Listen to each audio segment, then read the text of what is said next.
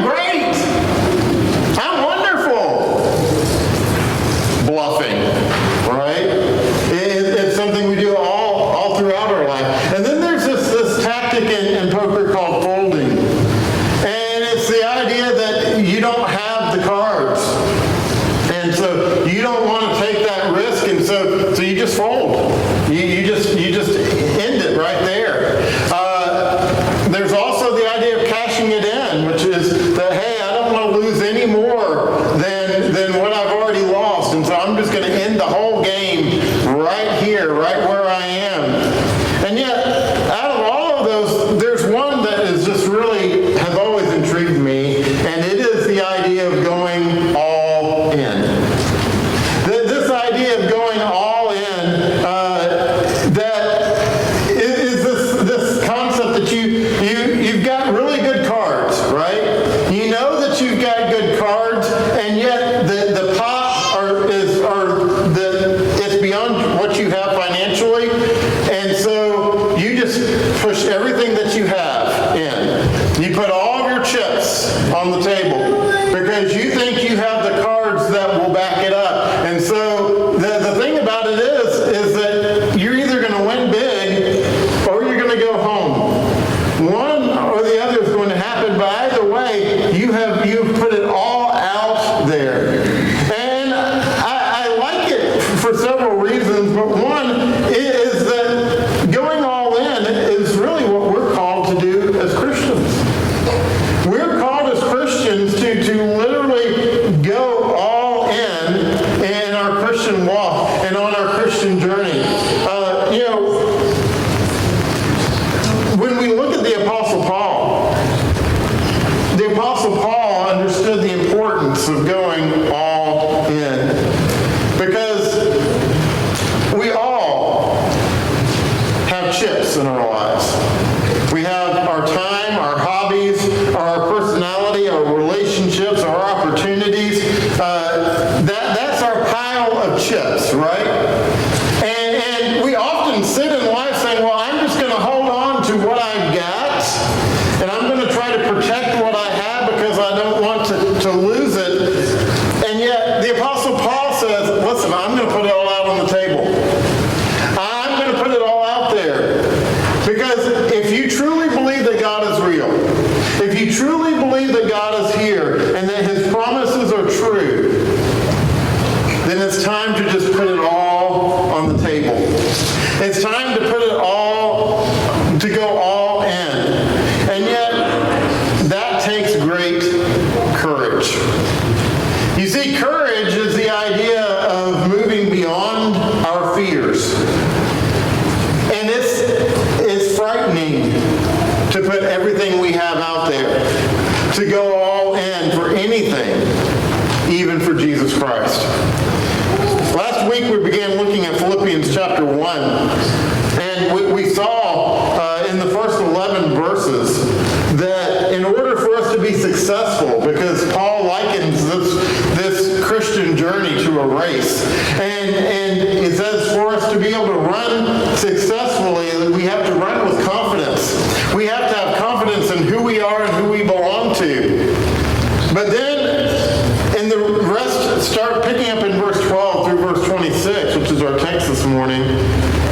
Paul tells us that not only do we need to run with confidence, we've got to be courageous. We have to run with courage. In other words, we have to be willing to go all in.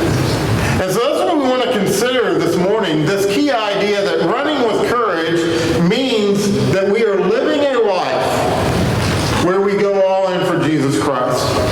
That's what Paul was doing. He put all his chips on the table. He cashed it all in. He was going for the goal, and he was living a life that was completely and totally for Jesus Christ. And so we see that in Paul, but what does that mean for us? How do we run with courage? How do we run a life where we are all in? As we walk through our text this morning, verses 12 through 26 of chapter 1 of Philippians 1, the first point we see in verses 12 through 13 is that that to run with courage means that we face the consequences. You see, there are consequences that come with living this Christian life. There are challenges that we're going to face because we are Christians. We're going to have obstacles. We are going to have enemies. We're also going to have a lot of joys and a lot of blessings, but there are consequences that come with making this choice to be all in for Jesus Christ. Let's look at what Paul says about it here in verses 12 and 13. He says, I want you to know, brothers, that what has happened to me has really served to advance the gospel. Well, let's stop there for a moment and remember what has happened to Paul. He has been imprisoned. He had gone through a lot. He had been shipwrecked. He had been rejected by people. He had been falsely accused. Now he is in prison. And Paul says, I want you to know that all these things that have happened have served to advance the gospel, so that it has become known throughout the whole imperial guard and to all the rest that my imprisonment is for Christ. You see, Paul's facing consequences specifically because he was all in for Jesus. Because he was all in for Christ. There were things that he was going through. And yet he says, you look at all of these things, and yet there's a purpose. These things have advanced the gospel. And so that for us, there are things that you're going to have to give up and that you can no longer serve for Jesus Christ because of Jesus Christ. There are things we're going to have to let go of in this life. That's going to be a consequence. We're not going to be able to do the things that we perhaps used to do. We're not going to be able to go the places we once went. We're not going to be able to be involved emotionally in some of the things that we were in the past. That is a consequence of going all in for Jesus, is that we have to let go of things. But there are also a lot of things that we will embrace because we are all in for Jesus Christ. There are things that we will take hold of because we are all in for Him. And so there is cost involved in following Jesus. But Paul says, I want you to know that no matter what I've gone through, there has been a blessing that has come from that, and that is it has come to further the gospel. Specifically, he says here that all the Roman guard and everyone around know that he has been imprisoned for the cause of Jesus Christ. And so Christ was being proclaimed just from what he was suffering, just because of the consequences that he was going through. And so this morning we have to ask ourselves the question, do you have the courage to embrace the consequences that come with following Jesus Christ? Part of being all in for Jesus is accepting the consequences that come. And so, do we have the courage to run in a way where we acknowledge and accept the consequences that come? But then number two, to run with courage means to forego the hurts. You know, we all deal with hurt in this life. And what we have a tendency to do is we have a tendency to keep a book of pain in our brain. And so anytime someone hurts us, we put a mark in that book. And we may even put some significant notations in that book. And we keep it there, right? You hurt me, and I'm not going to forget it. I'm going to hold on to it. I'm going to bring it up every time it's appropriate, and even sometimes when it's not appropriate. I'm going to remember it, and I'm going to use that, right? Because you hurt me, and so I've got that, and I am not going to let it go. But we are called, when we go all in for Jesus, to forego the emotional hurts that are going to occur along the way. Why? Because there's a bigger purpose than my hurts. There is something more important than my hurts. There is a greater goal than my hurts. And if I hold on to those hurts, it's going to keep me from that greater purpose. It is going to hold me back from what is really important. Have you ever heard the term majoring in minors? Yeah, we have a tendency to do that, don't we? We get all caught up in the stuff that really isn't that important, and we hold on to that. And what does that prevent us from doing? Focusing on the things that are really important. Focusing on the things that really matter. Have you ever heard someone say, why are we arguing about this when we got all this other stuff going on, right? What are we doing? We're holding on to the hurts. We're losing focus. Let's look at what Paul says. Let's move forward to verses 15 through 18 of Philippians chapter 1. Paul says, some indeed preach Christ from envy and rivalry, but others from goodwill. The latter do it out of love, knowing that I am put here for the defense of the gospel. The former proclaim Christ out of selfish ambition, not sincerely, but thinking to afflict me in my imprisonment. What then?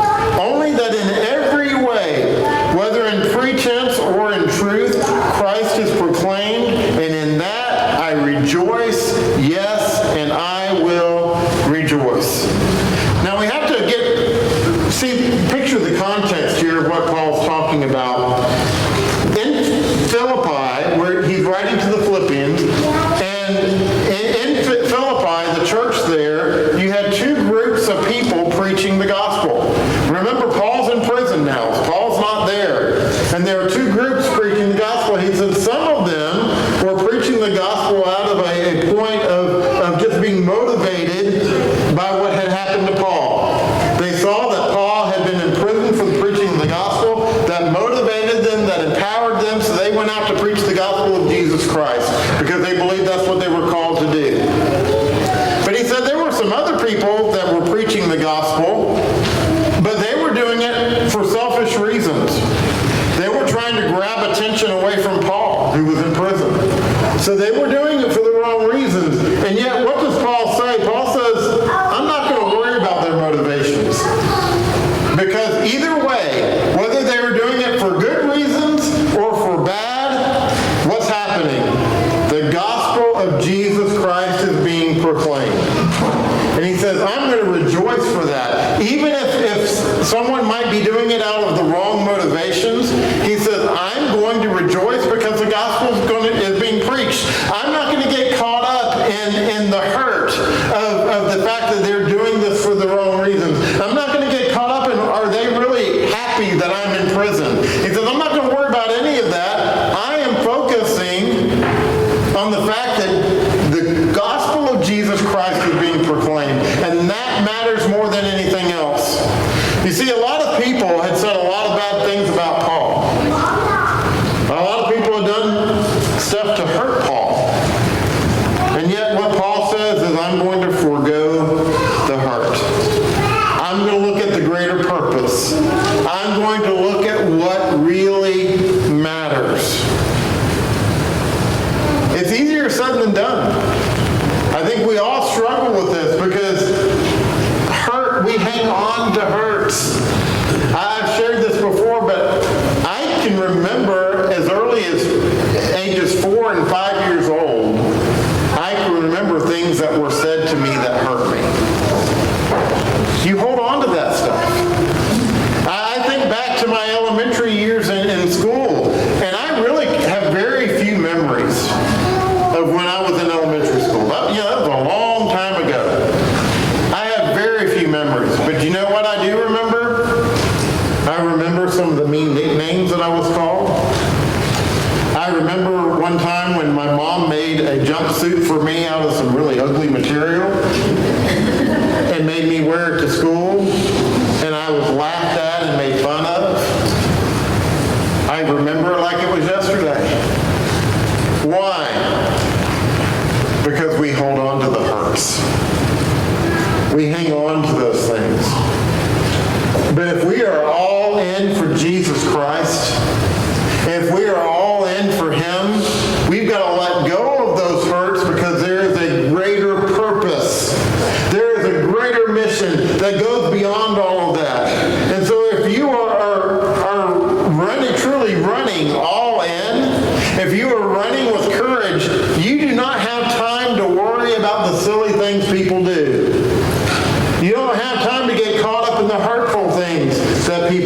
do. Why? Because you have a greater purpose in your life. You are all in for Jesus Christ.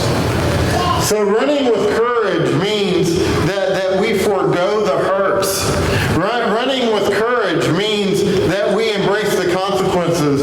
But then finally, those two things happen because running with courage means that we truly live all in. Let's walk through the remainder of our text this morning and see what Paul says here. He says in verses 19 and 20, he says, "For I know that through your prayers and the help of the Spirit of Jesus Christ, this will turn out for my deliverance, as it is my eager expectation and hope that I will not be ashamed or be at all ashamed, but that with full courage now, as always, Christ will be honored in my body, whether by life or by death." You see, deliverance, Paul says deliverance is going to come one of two ways. Either you're going to live or you're going to die. But if you are all in for Jesus Christ, either way, you're victorious. Either way, you have won. And so he says, you've been delivered whether you live or whether you physically die. But then pick up in verse 21. He says, "For to me to live is Christ, and to die is gain. If I am to live in the flesh, that means fruitful labor for me. Yet which I shall choose I cannot tell. I am hard pressed between the two. My desire to depart and be with Christ, for it is far better." Here is a man who thought that death was actually a great option. Paul says, I'm torn. Paul's not saying he actually had the ability to make the choice. He recognized the choice wasn't up to him. But he said, which one I would prefer more? He said, I'm really torn in even answering that, because he said, if I live here on this earth, I can continue to serve Jesus Christ. I can continue to further his purpose and his cause. But if I die, I'm going home. Which he says here is far better. You know, and I've shared this before, but I have struggled with understanding why as Christians we work so hard to try to stay here on this earth. If we are all in for Jesus, it's not that we should be just trying to figure out a way to get to heaven. But I also wonder, should we be working so hard to try to stay here?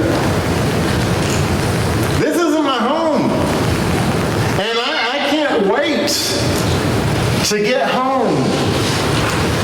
You know, when I was in college, I went to Freed-Hardeman, but I grew up in Mount Dora here in Lake County. And so I would have to travel up to Henderson, Tennessee for college, and then I would come home for, different breaks and for the summer. And I loved college. I loved being away. I loved the social aspect of school. I didn't, the educational part, it was okay, whatever. But the fun parts were great. I made a lot of great friends. But you know what I always longed for? To go home. I loved being in school, but I couldn't wait to go home. I always knew that as great as Freed-Hardeman was, and as much as I loved school and all the stuff that went with it, it was not my home. I enjoyed it. I served there. I worked there. I lived my life there. And yet I could not wait to be home. As Christians, if we are all in for Jesus, this world is not home.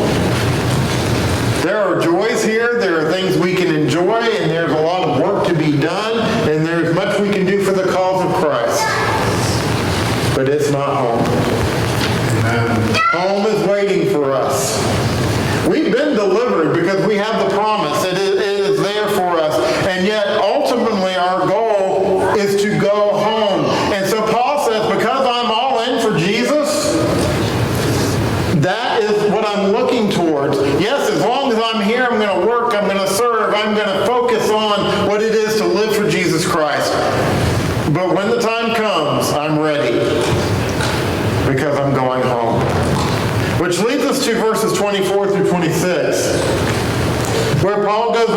but to remain in the flesh is more necessary on your account.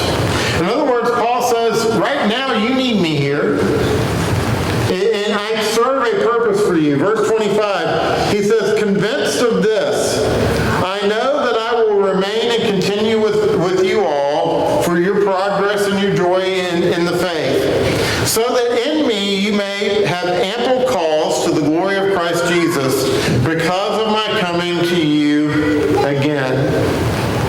Paul ultimately says to live or die is not what matters, because I run for Christ. Because I run all in. You see, Paul never looked at it about what was in it for him. Paul was just all in for Jesus Christ. Our call as Christians is to run with courage, which means we go all in. It's all for him. And so yes, there are sacrifices we're going to have to make. We're going to have to be willing to deal with consequences that come with living for Jesus. We also are going to have to recognize that there are hurts that come along the way, and we're going to have to let those things go because we live for Jesus. But at the end of the day, if I am all in, none of that matters. If I am all in for Jesus, it does not matter what happens to me, because I'm taken care of. And I'm ready to go home. And I hope you could say the same thing today. You know, I know that we all have different views on this, and I'm not making a statement for anyone else. I'm just talking about me personally. I don't carry a gun with me. I don't carry one. One is because I know I wouldn't use it. I would never use it. Because if anybody threatens me, I'm going home. If anybody threatens my wife, you know what I know? She's going home. So I don't. Now that's my choice. I'm not making that for anybody else. But the reality is, if we are all in for Jesus, we are always looking toward home. That is our focus. That is what we're living for. Because it's all about home. It's all about being with Him. And while I am here, I'm going to enjoy it. I'm going to be thankful for the time that I am here. I'm going to love my family. I'm going to love this church. I'm going to love God's people. I'm going to do everything I can for the cause of Christ. But when that day comes, when I go home, I will rejoice. This morning, the question is, can you say the same? Have you gone all in for Jesus Christ? If you run with courage, that means you're running all